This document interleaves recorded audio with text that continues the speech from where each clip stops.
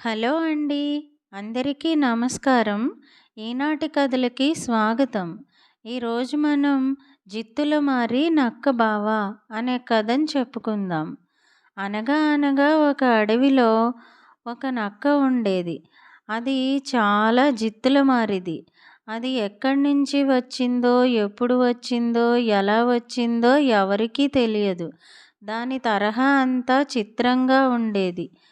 అందుకని మిగతా నక్కలన్నీ నువ్వు మా కులము దానివే కాదు పొమ్మన్నవి.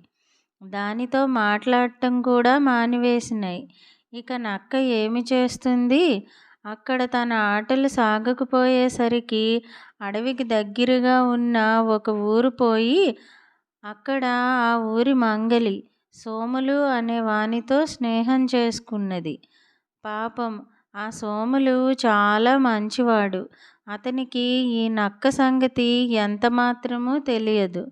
పైగా నక్క చాలా పెద్ద మనిషిలాగా తియ్యగా మాట్లాడుతూ ఉండేది.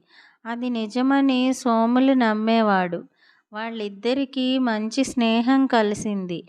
ఒకనాడు నక్క సోములితో అన్నది కదా, సోములు మామ, మనం పళ్ళతోట వేసుకుంటే ఎలా ఉంటుంది? మనం తిన్నన్ని తినవచ్చు, మిగతావి అమ్ముకుని పొది నిండా డబ్బులు పోగు చేసుకోవచ్చు. ఏమంటావు? అని. పాపం సోములకి ఈ మాటలు వినేసరికి నోరూరింది. మామిడి మొక్కలు, సపోటా మొక్కలు, అరటి మొక్కలు తెచ్చి తోట వేశాడు. అక్కడక్కడ గుమ్మడి పాదులు, దోసపాదులు పెట్టాడు. తను పెళ్ళాము కలిసి పాదులు చేసి నీళ్లు తెచ్చి చెట్లకు పోసేవాళ్ళు. నక్క పైన కర్రపెత్తనం చేస్తూ కావిలి కాస్తున్నాననేది.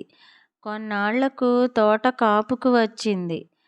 నక్క రాత్రంతా మేలుకుని కడుపు ఉబ్బేదాకా పళ్ళు కాయలు మెక్కేది. ఒక్క పండు కాయ కనబడనిచ్చేది కాదు. ఒకనాడు సోములు నక్కబావా తోటలో కాయలేమైనా ఉన్నాయా అని అడిగాడు. ఇప్పుడెక్కడివి, వానాకాలం వస్తేగా దొరికేది అన్నది నక్క. పాపం సోములు ఈ మాట నమ్మాడు. వానాకాలం వచ్చినాక అడిగాడు. వానాకాలంలో ఎక్కడన్నా కాయలుంటాయా? చలికాలం రావాలి అన్నది. చలికాలం వచ్చాక అడిగితే, పిచ్చివాడా, చలికాలంలో కాయలు దొరుకుతాయా? పిందెలు ఉంటాయి, ఎండాకాలంలో అడుగు అని ఇట్లా ఏదో ఒక సాకు చెబుతూ సోములిని ఒక్క కాయ తిన్నిచ్చేది కాదు.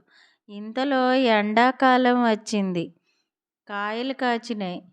నక్క ఒకనాటి రాత్రి అడవికి పోయి మిగిలిన నక్కలతో చుట్టరికం కలుపుకోవాలని వాటినన్నింటినీ విందుకు పిలిచింది.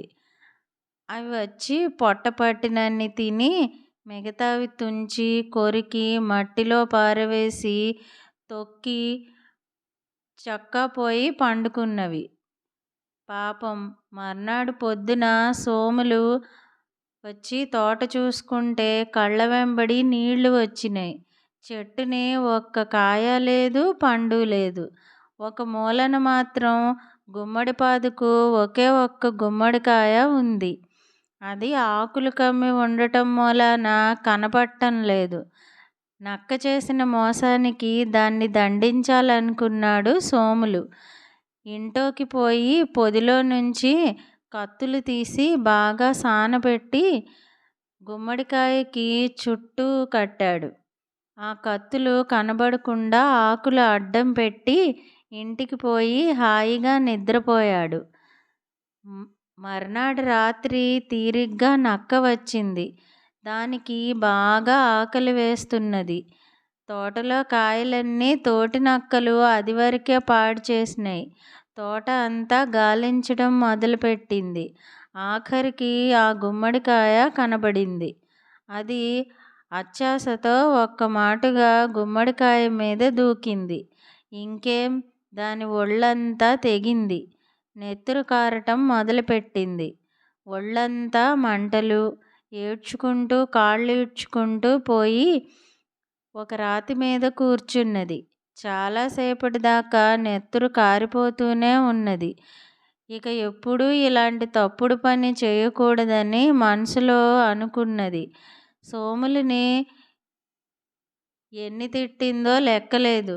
ఎన్ని తిట్టినా, ఎవరిని తిట్టినా దాని నొప్పి తగ్గుతుందా? నెత్తురు కారకుండా ఉంటుందా? నెత్తురు కారటం ఆగిన తర్వాత బయలుదేరదాం అనుకున్నది.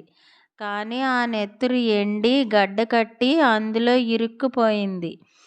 అందులోంచి కదలాలేదు, మెదలాలేదు. నక్కకి సోముల మీద చాలా కోపం వచ్చింది.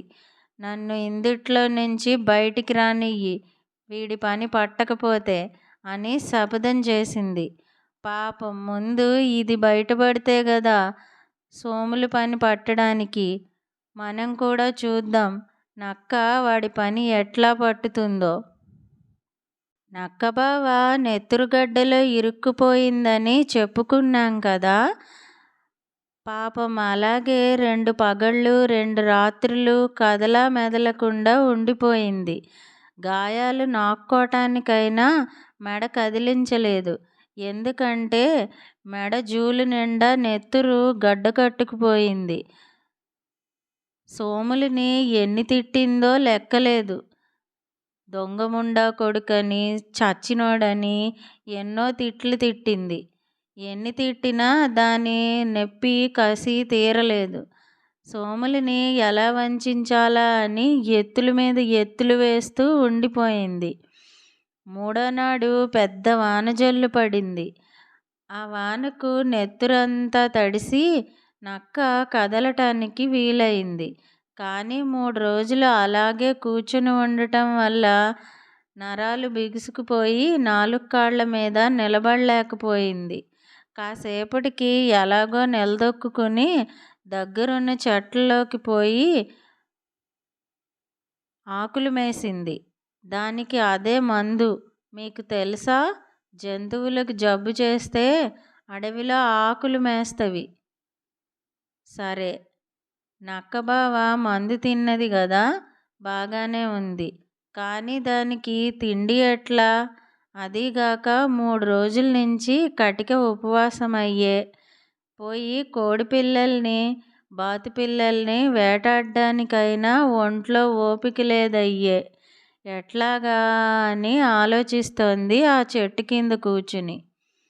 దానికి సోముల ఆవు జ్ఞాపకం వచ్చింది.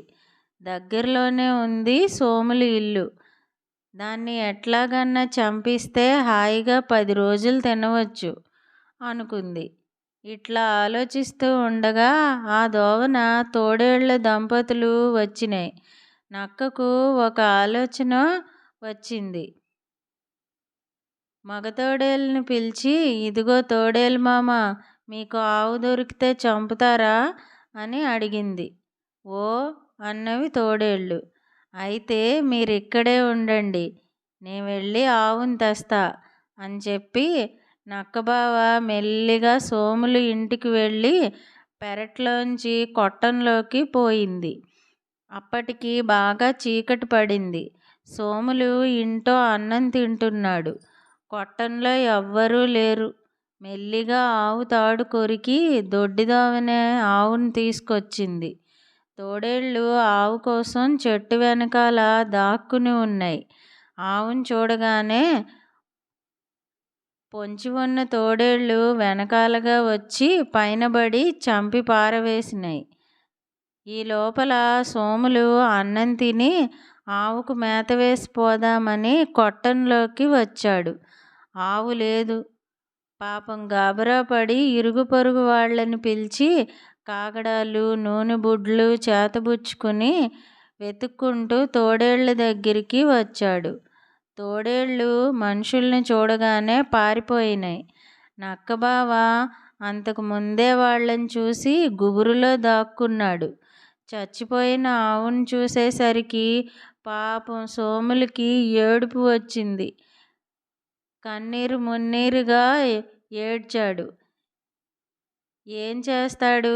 ఇంటికొచ్చి పెళ్ళాంతో తోడేళ్ళే ఈ పని చేసినాయని అనుకున్నారు.